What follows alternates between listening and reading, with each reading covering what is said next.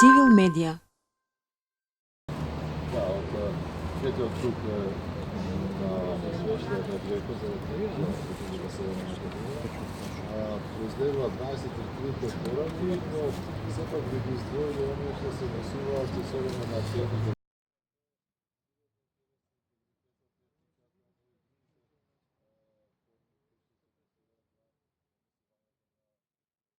функционериите на извршната власт. Така да една од основните и главните пораки би рекнува дека владата во најскоро време треба да назначи ДИС, така наречено советник за интегритет, кој што во секој време ќе биде на располагање да даде етички совети за интегритет, но и други аспекти во делото на населувањето на членовите на главата и останатите индивидуални лица од Исто така, една од препораките е да се овие лица советници за интегритет назначат и во сите институции на државно ниво, кои што имаат иста задача да даваат совети за вработените, но и за директорите, ако се работи за јавни предпријатија во област на етиката и интегритетот и спречувањето на смирување. Те лица кај вас ќе се обучувале? Тие лица дефинитивно ќе бидат предмет на постречување и обука од страна на Државната комисија за спречување на корупција, но тие ќе се обидени други начини преку пријателјци или преку секојдневна комуникација со тие лица да им возможиме максимални и оптимални услови всушност за да исполнат својата задача. Има ли интерес до сега?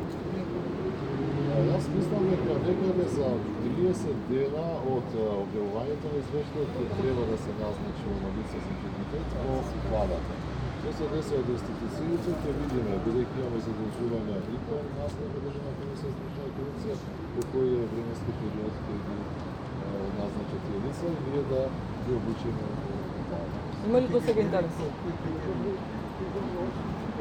Лицето за интегритет во владата веројатно е оставено на диспозиција самата влада да го назначи до одреден, во секој случај ќе мора да исполнува одредени критериуми, да има доволно авторитет, значи да може да дава совети за членовите на владата, но и неговата позадина или бекграунд да биде исклучително чиста, да биде претходно замешан да биде такви случаи кои што се од аспект на неговите совети што ќе ги дава. А лицата во институциите веројатно ќе биде тоа нема дополнително задржување на веќе постојните, значи нема да се има посебно лице за интегритет. Отварате постапка за генералниот секретар Драги Рашковски, што ќе испитувате конкретно? Мислам дека вчера беше веќе кажано од претседателката дека ние сме во фаза сега на прибирање на податоци, а за тоа што понатаму ќе следи ќе биде се известно. Civil Media.